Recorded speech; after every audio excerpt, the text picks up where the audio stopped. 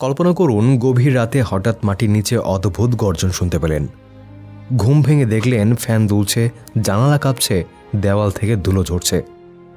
আপনি বুঝতে পারছেন না কি ঘটছে, আর ঠিক সেই মুহূর্তে পুরো এলাকার বিদ্যুৎ চলে গেল। বাংলাদেশ এমন এক ভূমিকম্পের মুখোমুখি দাঁড়িয়ে আছে যা আমরা কোনোদিন কল্পনাও করিনি। বিজ্ঞানীরা বলছেন আমাদের নিচে লুকিয়ে আছে বিশাল এক দানব যা যে কোনো সময়ে জেগে উঠতে পারে। বাংলাদেশের মানুষের অজান্তেই এই দানব নড়ছে, শ্বাস নিচ্ছে, ফেটে যাওয়ার প্রস্তুতি নিচ্ছে। আজকের এই ভিডিওতে আমরা সেই অদৃশ্য দানবের খবর আপনাদের সামনে তুলে ধরব, যে তথ্যগুলো শুনলে আপনার গায়ে কাঁটা দিয়ে উঠবে। আমরা সাধারণত বন্যা, ঘূর্ণিঝড়, নদী ভাঙনের প্রস্তুতি নিয়ে থাকি, কিন্তু ভূমিকম্প আমরা কি প্রস্তুত? উত্তরটা খুব সহজ। দুর্ভাগ্যজনকভাবে আমরা প্রস্তুত নই। অথচ এটাই এমন এক বিপদ যা এক সেকেন্ডে পুরো শহরকে ধ্বংস করে দিতে পারে। বিশ্বের বিভিন্ন দেশের বড় বড় ভূমিকম্পের আগে মানুষরা ঠিক একই ভুল করেছিল। মনে করেছিল এটা এখনই হবে না, কিন্তু প্রকৃতি কখনো কাউকে সতর্ক করে আসে না। আর বাংলাদেশের নিচে যে টেকটনিক প্লেটগুলো ধীরে ধীরে চাপ নিয়ে জমছে, সেটা একদিন হঠাৎ করেই সব ছিঁড়ে ফাটিয়ে দিতে পারে। এবং সেই ফাটল নড়াচড়া শুরু করলে ঢাকা, সিলেট, চট্টগ্রাম সব বড় বড় শহরকে একই সাথে কাঁপিয়ে দিতে পারে মাত্র 30 সেকেন্ডে। বাংলাদেশের ভূমিকম্পের লুকোনো সত্য।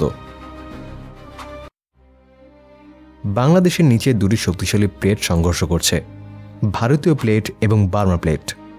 এই দুই প্লেট প্রতিদিন অল্প অল্প করে একে অপরের ওপর চাপ সৃষ্টি করছে। বিজ্ঞানীরা বলেন এই চাপ এখন এতটাই বেশি হয়েছে যে কোনো সময়ে বড় ধরনের ভূমিকম্পের জন্ম দিতে পারে। কিছু গবেষণায় তো বলা হয়েছে বাংলাদেশের নিচে আটকে থাকা এনার্জি প্রায় 8.2 থেকে 9 ম্যাগনিটিউডের ভূমিকম্প তৈরি করার মতো। এটা এমন এক মাত্রা যা পৃথিবীর যে কোনো শহরকে ধ্বংস করে দিতে পারে। ভয়ঙ্কর ব্যাপার হলো আমরা এই চাপ দেখতেও পাই না, শুনতেও পাই না, কিন্তু এটা প্রতিনিয়ত বাড়ছে। বাংলাদেশের ইতিহাসে বড় ভূমিকম্পের রেকর্ড আছে।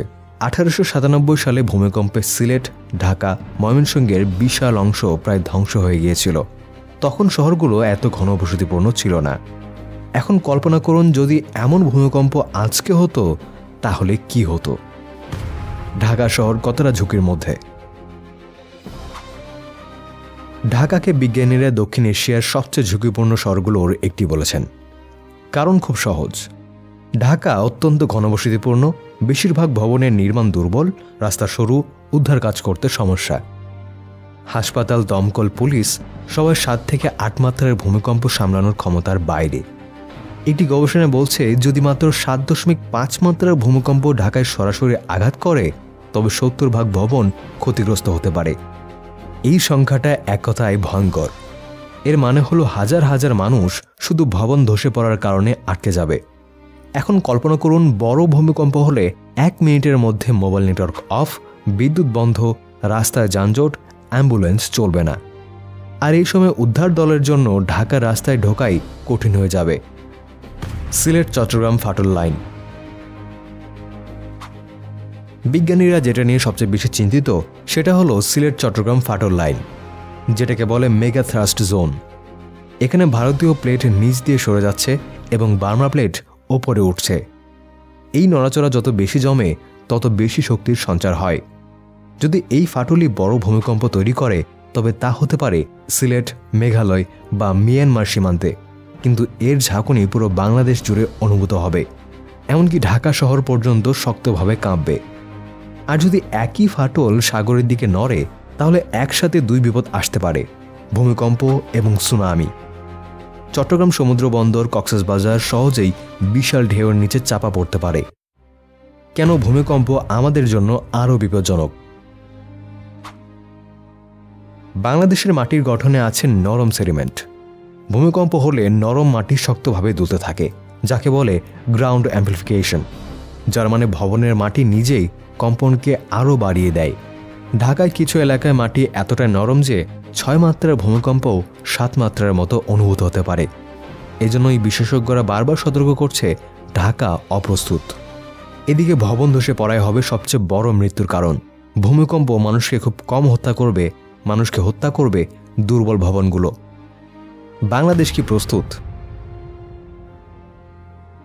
সরকার কিছুটা প্রস্তুতি নিচ্ছে ঠিকই, নতুন বিল্ডিং কোড, আগাম সতর্কতা সবই আছে, কিন্তু সমস্যা হলো এগুলোর বেশিরভাগই বাস্তবে অনুসরণ করা হয় না। পুরনো ভবনগুলোতে কোনো নিরাপত্তা নেই, বেশিরভাগ মানুষ জানেই না ভূমিকম্প হলে কি করতে হয়। একটা জরিপে দেখা গেছে ঢাকার 60% মানুষ ভূমিকম্প হলে কোথায় দাঁড়াবে তাও জানে না। এটাই আসল বিপদ।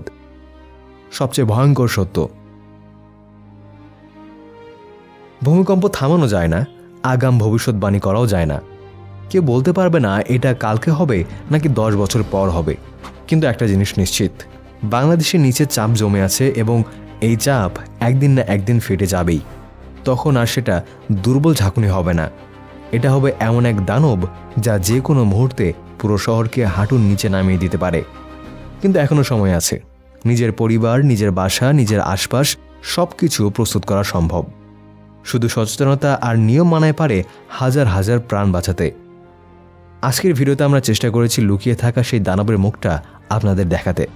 পৃথিবীর অনেক দেশে বড় বড় ভূমিকম্পের পর মানুষ অনুশোচনা করেছিল। যদি তারা আগে জানতো তবে তারা প্রস্তুতি নিতে পারত। ভিডিওটি ভালো লেগে থাকলে শেয়ার করুন, কমেন্টে জানিয়ে দিন আপনি কতটা প্রস্তুত। আর এমন তথ্যবহুল ভিডিও পেতে আমাদের সঙ্গে থাকুন। আর সৃষ্টিকর্তার কাছে প্রার্থনা করুন, মহান আল্লাহ তাআলা যেন আমাদের সবাইকে হেফাজত করেন।